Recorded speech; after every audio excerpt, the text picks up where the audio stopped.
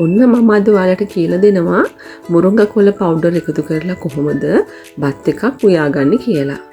අපි rice cooker එකේ කප් එකට හාල් කිලෝ එකක් එකතු කරලා හොඳට හොසෝදා ගන්න. හාල් වර්ගයේ ඕනම හාල් වර්ගයක් ගන්න පුළුවන්. ඒකට අවශ්‍ය ප්‍රමාණයට වතුර තියාගන්න.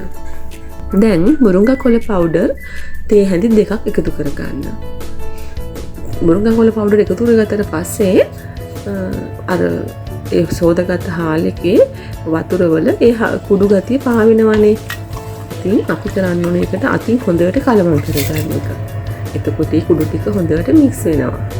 දැන් අපි රයිස් කුකර් එකට තියලා බත් එක කුක් කරගන්න. ඔන්න ඊට පස්සේ රයිස් කුකර් එකේ බත් එක ඉදලා ඉවර වුණාම ඇරලා බලනකොට අපිට පේනවා අර ඉදුණු බත් එක උඩ මුරුංගා කොළ පවුඩර් එක මිදිලා වගේ තියෙනවා. ඒකට අපි හැන්දක් අරගෙන හොඳට කලවම් කරගන්න. බත් එක කලවම් කරගත්තට පස්සේ දැන් බත් එක ලා කොළ පාට බත් එකක් තියෙනවා අපිට. ඉතින් මෙහෙම පාට බත් අපිට හදන්න පුළුවන්. කහ බත් හදනවා කහ පාටට, මුරුංගා කොළ බත් හදනවා ලා කොළ පාටට. ඉතින් මේ වගේ හදලා ඔයාලත් කැමරට ගන්නකෝ. හරිම ලේසි. මුරුංගා කොළ කියන්නේ දිව්‍ය ඖෂධයක් නේ. ඉතින්